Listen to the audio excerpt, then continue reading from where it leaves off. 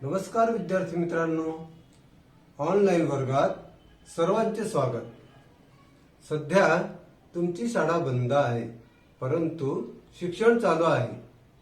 तर मित्रांनो, गेल्या तासिकेला आपण भूगोल विषयाचा पाठ 6 नैसर्गिक प्रदेश या पाठाच्या काही भागाचा आपण अभ्यास केला आहे व आज आपण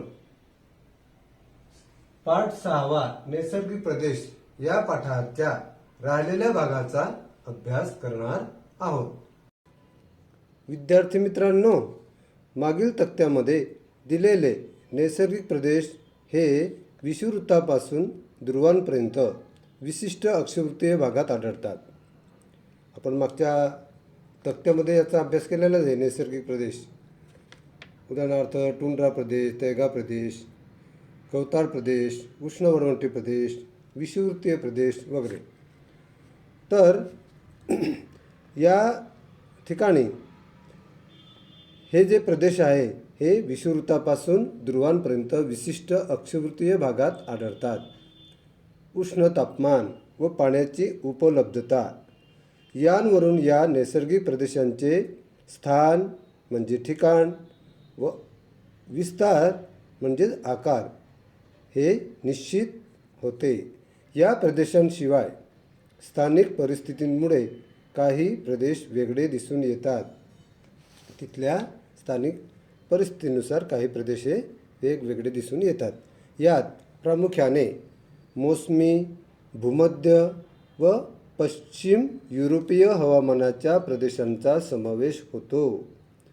पश्चिम युरोपीय व मोसमी हे विशिष्ट वाऱ्यांच्या प्रभावामुळे लक्षात येतात, तर भूमध्यसागरी प्रदेश हा तेथील पावसाळ्याच्या विशिष्ट कालावधीमुळे लक्षात येतो। या ठिकाणी म्हटलं आहे की पश्चिम युरोपीय व मोसमी हे विशिष्ट वाऱ्यांच्या प्रभावामुळे लक्षात येतात। भूमध्यसागरी प्रदेश हा तेथील पावसाळ्याच्या विशिष्ट कालावधीमुळे लक्षात येतो। येथे हिवाळ्यामध्ये पाऊस पडतो। भूमध्यसागरी प्रदेशामध्ये हिवाळ्यात पाऊस पडतो, म्हणूनच तो इतर प्रदेशांपेक्षा वेगळा दिसून येतो। खालील तक्त्यात याचा अभ्यास दिला आहे, तो उभ्या स्वरूपात आपण पाहणार आहोत। तर बघा, पहिला जो या ठिकाणी प्रदेश दिलेला आहे मोसमी प्रदेश, तर या ठिकाणी आपण उभ्याने अभ्यास करणार आहे। म्हणजे बघा, पहिले आपण या मोसमी प्रदेशाचे स्थान, त्याचे हवामान म्हणजे हवामान कशा प्रकारचं आहे, त्यानंतर मोसमी प्रदेशातील वनस्पती कोणते, प्राणीजीवन कोणते, मानवी जीवन कशा प्रकारचे आहे, अशा स्वरूपात आपण अभ्यास करणार आहोत। तर पहिला आपण पाहणार आहोत मोसमी प्रदेश। विषुववृत्ताच्या उत्तरेला व दक्षिणेला 10 अंश ते 30 अंश अक्षवृत्तांच्या दरम्यान हा मोसमी प्रदेश आहे। आता भारत, फिलिपाईन्स, वेस्ट इंडिज, उत्तर ऑस्ट्रेलिया, पूर्व आफ्रिका, मध्य अमेरिका इत्यादी हे मोसमी प्रदेशात येतात।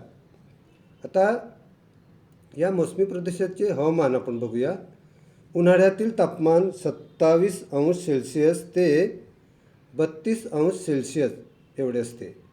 तर हिवाळ्यातील तापमान 15 अंश सेल्सिअस ते 24 अंश Celsius.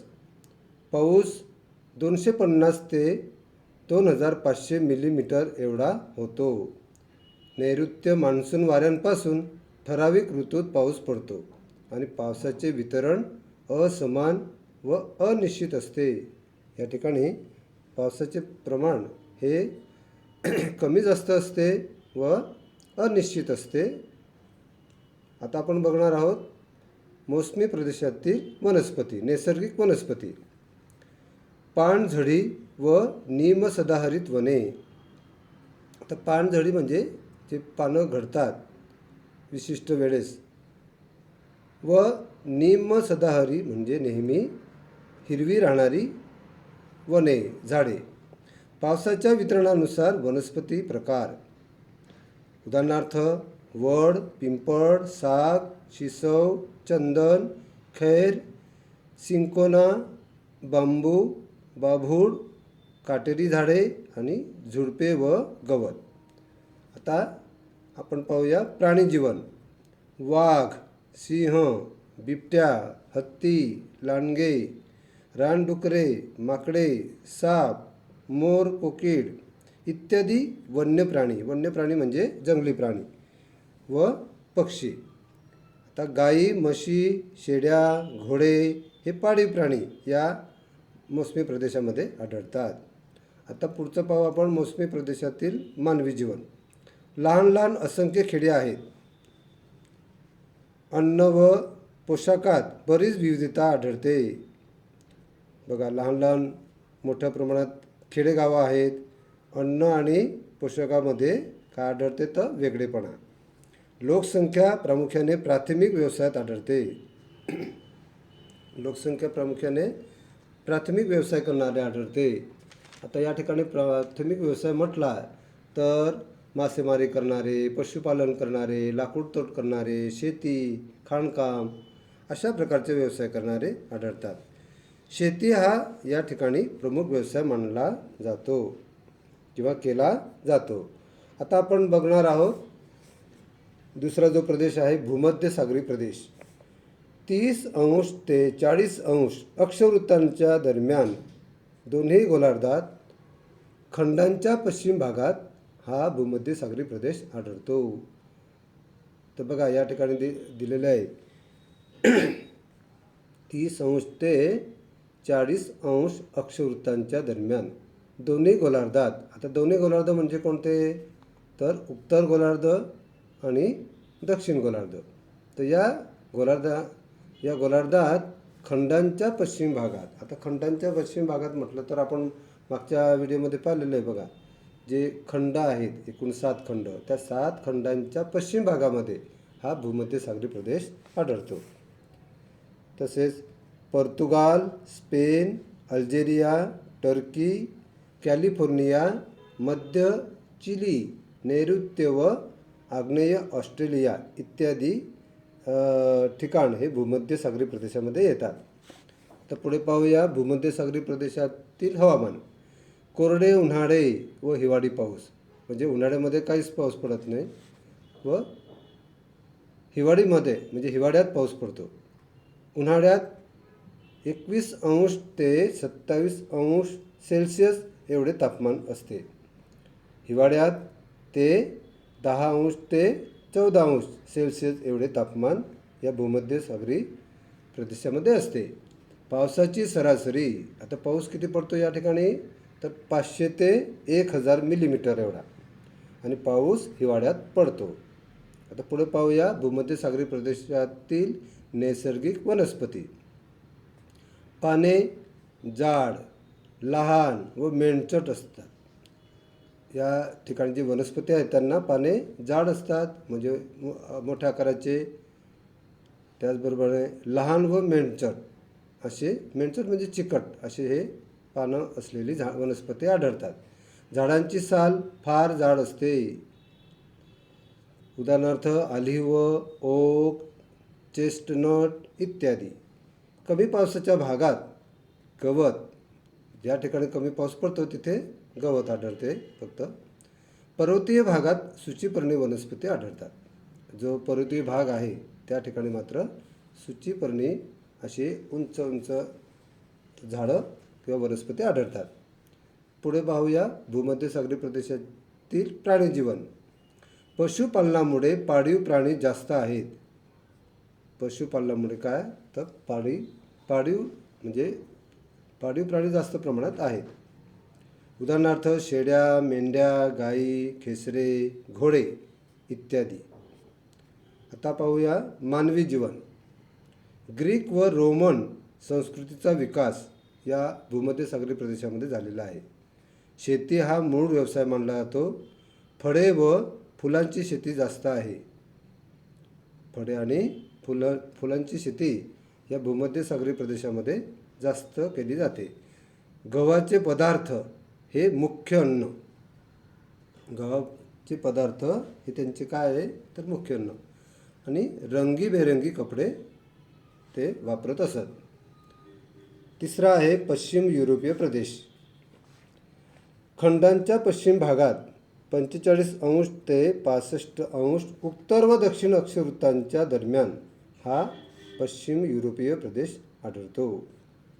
Norway, Denmark, Ireland, British Columbia, दक्षिण चिली, न्यूझीलंड इत्यादी हे ठिकाण पश्चिम युरोपीय प्रदेशामध्ये येतात. आता हवामान. उन्हाळ्यातील तापमान सरासरी 20°C एवढे असते, तर हिवाळ्यातील तापमान सरासरी 5°C एवढे असते. पावसाचे सरासरी प्रमाण 500 मिलीमीटर ते 2500 मिलीमीटर एवढे असते. नंतर पश्चिम वाऱ्यांच्या आवर्तापासून या ठिकाणी पर्जन्य किंवा पाऊस पडत असतो. पश्चिम युरोपीय प्रदेशामध्ये पश्चिमी वाऱ्यांच्या आवर्तापासून पाऊस पडतो. वर्षभर पाऊस पडतो आणि हवामान सौम्य आहे. त्यानंतर नैसर्गिक वनस्पती. वर्षभर हिरवेगार गवत, झाडांची पाने हिवाळ्यात गळतात. या पश्चिम युरोपीय प्रदेशामध्ये वर्षभर हिरवेगार असे गवत राहत असते आणि झाडांची पाने हे हिवाळ्यातच गळतात. सूचीपर्णी वृक्ष व कमी उंचीचे गवत या ठिकाणी पश्चिम युरोपीय प्रदेशात आढळते. उदाहरणार्थ ओक, नंतर बीच, मेपल, एल्म, पाईन, स्प्रूस, पॉप्लर इत्यादी वनस्पती या ठिकाणी आढळतात. नंतर प्राणीजीवन. पशुपालनामुळे प्रामुख्याने पाळीव प्राणी खूप आहेत. या ठिकाणी पशुपालन केले जाते आणि त्यामुळे जास्त प्रमाणात प्राणी आढळतात. अस्वले, लांडगे, कोल्हे इत्यादी वन्य प्राणीसुद्धा या ठिकाणी आढळतात. त्याचबरोबर आता पुढचं पाहूया पश्चिम युरोपीय प्रदेशमधील मानवी जीवन. उत्साही व उद्योगी लोक. या पश्चिम युरोपीय प्रदेशातील लोक हे कसे आहेत तर उत्साही आणि उद्योगी आहेत. कोणतेही काम करायला ते उत्साहाने काम करतात आणि सतत कामात असतात. दर्यावर्दी लोक जास्त आहेत. तर दर्यावर्दी म्हणजे इथे या ठिकाणी समुद्राच्या जवळ राहणारे लोक जास्त आढळतात. लोकरीचे कपडे वापरतात. तर कपडे कोणते वापरतात ते लोकरीचे. शिवाय द्वितीयक व तृतीय व्यवसाय वाढत आहे. आणि या पश्चिम युरोपीय प्रदेशामध्ये आता आणखीन काय व्यवसाय वाढत आहे तर द्वितीय म्हणजे या ठिकाणी द्वितीय व्यवसायामध्ये कुटीर उद्योग, लघुउद्योग आणि मोठे उद्योग अशा प्रकारचे उद्योग या द्वितीय व्यवसायामध्ये येतात. तर हे व्यवसाय पश्चिम युरोपीय प्रदेशामध्ये वाढत आहेत. त्याचबरोबर आणखीन तृतीय व्यवसाय. आता तृतीयमध्ये काय काय येतात तर वाहतूक असेल, संदेशवहन असेल, व्यापार असेल, सेवा. तर अशा प्रकारचे व्यवसायसुद्धा या पश्चिम युरोपीय प्रदेशामध्ये वाढत आहेत. तसेच विषुववृत्तापासून ध्रुवीय प्रदेशांकडे जाताना जैवविविधतेतील बदल उत्तरोत्तर कमी होत जातात. तर बघा विषुववृत्तापासून आता विषुववृत्त किती अंशावर असते आपण मागच्या व्हिडिओमध्ये आपण अभ्यासलेलं आहे. तर विषुववृत्त हे 0 अंशावर असतं आणि त्या विषुववृत्तापासून ध्रुवीय प्रदेशांकडे. आता ध्रुवीय प्रदेश कोणते आहे तर उत्तर ध्रुव आणि दक्षिण ध्रुव जे 90 अंशावर आहेत. तर या ध्रुवीय प्रदेशांकडे जाताना विषुववृत्ताकडून ध्रुवीय प्रदेशाकडे जाताना जैवविविधतेतील बदल हे सर्वदूर कमी होत जातात. आता जैवविविधता म्हणजे काय तर या ठिकाणी जैवविविधता म्हणजे आपल्या आसपासचा निसर्ग, प्राणी, पशु, पक्षी, कीटक, सूक्ष्मजीव इत्यादी जैवविविधतेतील हे बदल सगळीकडे कमी होत जातात. त्यामुळे नैसर्गिक साधन संपत्तीच्या उपलब्धतेबाबत मर्यादा येतात. आणि त्यामुळे काय तर नैसर्गिक साधन संपत्तीच्या मिळणाऱ्या गोष्टीवर मर्यादा येतात. त्याचा परिणाम मानवी व्यवसायावरही होतो. आणि त्याचाच परिणाम काय तर मानवी व्यवसायावर होत असतो. मान्सून प्रदेशात शेती व शेतीपूरक व्यवसाय केले जातात. मान्सून प्रदेशामध्ये शेती आणि शेतीवर आधारित असे व्यवसाय केले जातात. विषुववृत्तीय प्रदेशात वनोत्पादनावर आधारित लाकूड कटाई, डिंक, मध, रबर, लाख गोळा करणे इत्यादी व्यवसाय चालतात. विषुववृत्तीय प्रदेशात जो आपण 0° वर असलेला जो विषुववृत्तीय भाग आहे, पट्टा आहे, त्या प्रदेशात वनोत्पादनावर म्हणजे वनाच्या उत्पादनावर आधारित लाकूड कटाई, डिंक, मध, रबर, लाख गोळा करणे इत्यादी व्यवसाय चालत असतात. तैगा प्रदेशातील वनांमध्ये मोहू लाकूड आढळते. त्यामुळे तेथे प्रामुख्याने लाकूड तोड व्यवसाय चालतो. तर टुंड्रा प्रदेशात फक्त शिकार व मासेमारी करावी लागते. गवताळ प्रदेशात अलीकडे विस्तीर्ण शेती केली जाते. गवताळ प्रदेशात अलीकडे काय तर मोठ्या प्रमाणामध्ये शेती केली जाते. शेती हा व्यवसाय केला जातो. वेगवेगळ्या नैसर्गिक प्रदेशात पर्यावरण आणि उपलब्ध साधन संपत्तींमध्ये खूप फरक असतो. वेगवेगळ्या नैसर्गिक प्रदेशात पर्यावरण आणि जे प्राप्त साधन संपत्तीमध्ये खूप फरक असतो. साधन संपत्तीचा वापर हा त्या प्रदेशातील विज्ञान आणि तंत्रज्ञानाच्या प्रगतीवर अवलंबून असतो.